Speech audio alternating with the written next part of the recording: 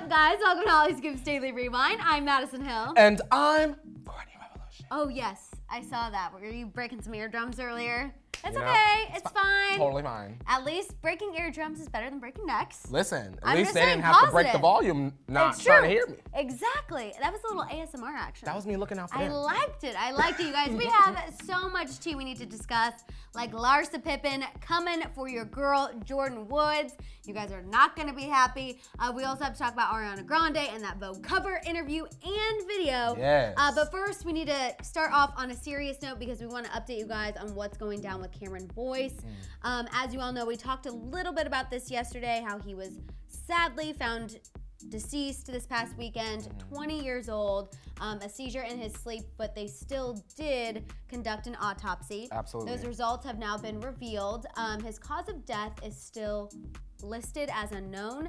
The LA County coroner released a press release and said that the cause of death has been deferred for right now pending further investigation. So I'm not entirely sure what that means. Yeah, I mean, I guess maybe they want to run a couple more tests just to make sure that what they think the cause of death is actually the cause of death. Right, and as far as we know, what's being reported is that he had a seizure in his sleep. We know he did suffer from epilepsy, which is incredibly, incredibly sad. Still, I think when it's something natural like this and someone so young, it's still so shocking. And we're still processing this. You can't explain it. You know what I mean? No. There's not like he did this, someone did this to him, he was sick. You know, it's out of everyone's hands. Yes. And so everyone, I'm sure, is looking for an explanation. There's not even a person to blame. No. You get what I'm saying? So you're just sort of left with a broken heart until you try to heal. Right, and one other piece that was in the press release, they did confirm that he was found in his home. He was found unresponsive, and then once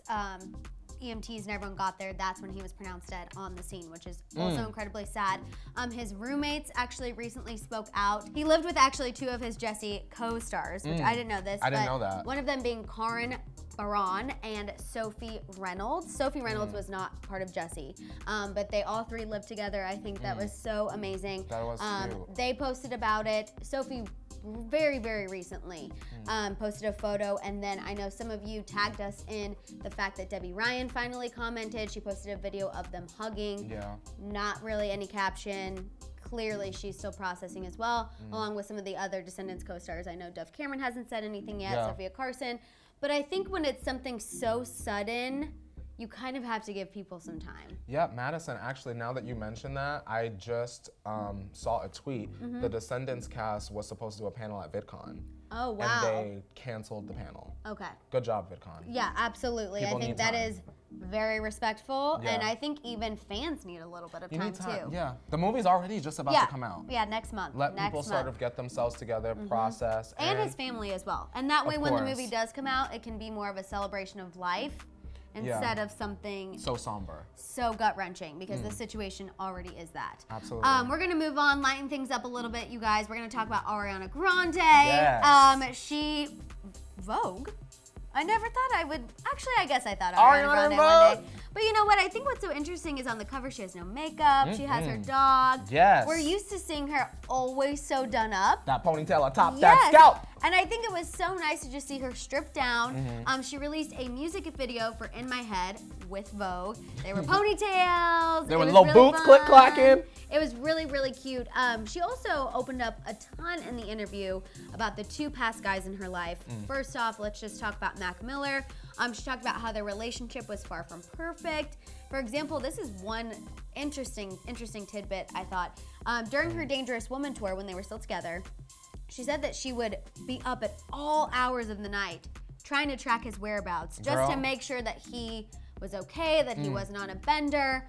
I just think that's a lot of the things we didn't see as fans. No, but Madison, I have friends that I keep on my Find My Friends. Oh, yeah. Because I need to know where you're at, because I know sometimes you be doing what you're not supposed to be doing. Yes, all my friends and I have each other on Find My Friends too. It's actually a great, great feature. I know some people think it's stalkerish. It can be. It can be. With the right people, it's great. It can be, but I also think it's just a safety measure for young people who live in big cities. Absolutely. In my opinion. And I think that's probably kind of along the lines of what Ariana Grande was doing. And that's what she said. She's like, people attacked me for how, our breakup went. Absolutely. And you guys remember she kind of addressed their relationship on Twitter the May of last year, right before Mac Miller had passed away, talked about their toxic relationship in his sobriety. She got a lot of backlash for that. She was saying she couldn't save him or she couldn't take care of him anymore. She got a ton of backlash for that, and that's why during this Vogue interview, she's like, you know, that came just from a place of defeat. Yeah. And I had been trying to help him all of this time, and no one could see that.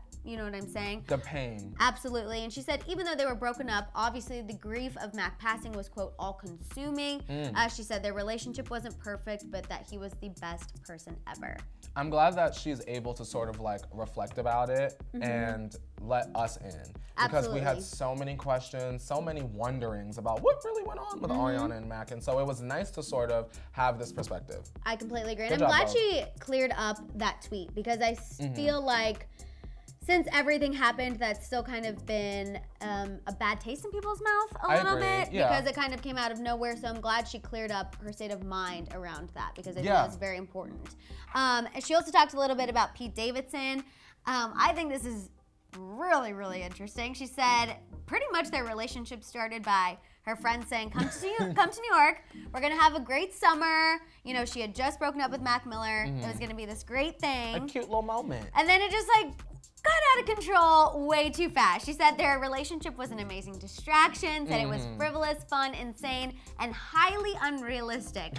But she loved him despite not knowing him very well. She was caught up in the whimsy of it all. I think so too. Buying her little rings and all, twirling in the hot New York sun. You know, the sun would make you a little delirious. Clearly.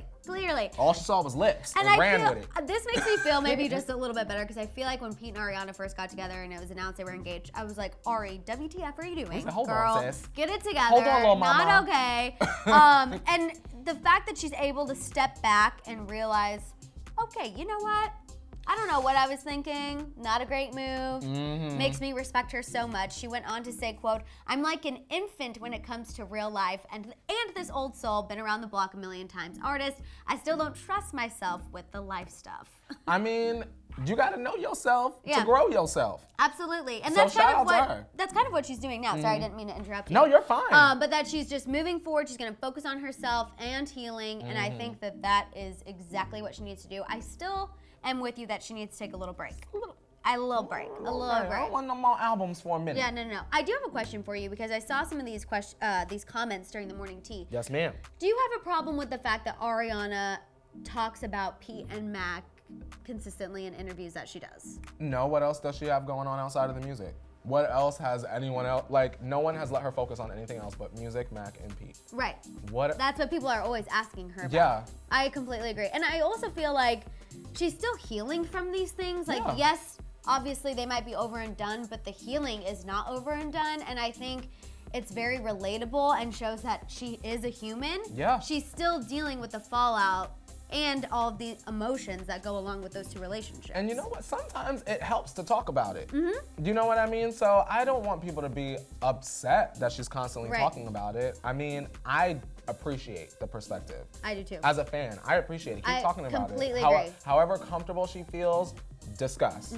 Completely agree. Sorry, I just wanted to ask because I saw that and I was like, interesting. Normally when we talk about Ariana Grande, no negativity at all. What y'all want her to talk about? Yeah, but I was like, okay.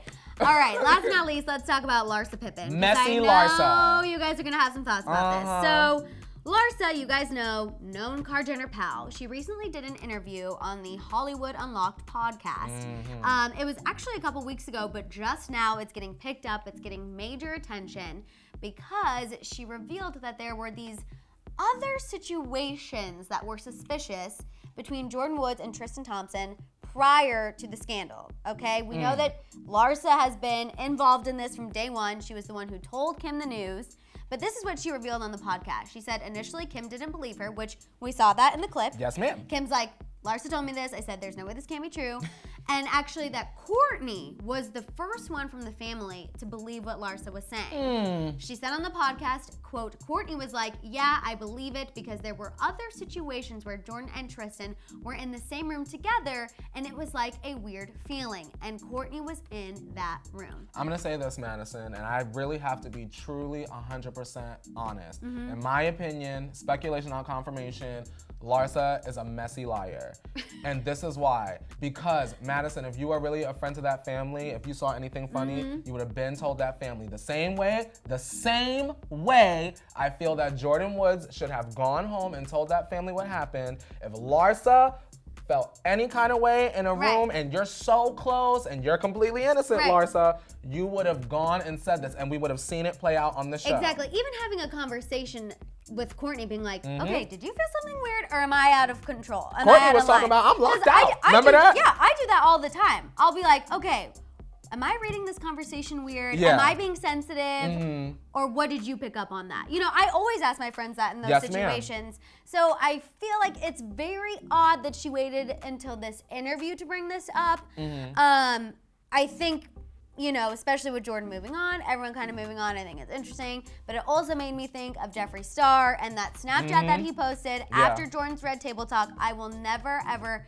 get that out of my brain because that's always been a kind of point of contention for me, something that is probably the reason why I've never fully been able to get on Team Jordyn, because remember he posted that, oh, everyone in Calabasas knows Jordyn and Tristan have been hooking up for a month. This isn't a secret. This isn't new. She's lying, blah, blah, blah. So these comments that Larsa made made me give Jeffree Star's little Snapchat a second thought.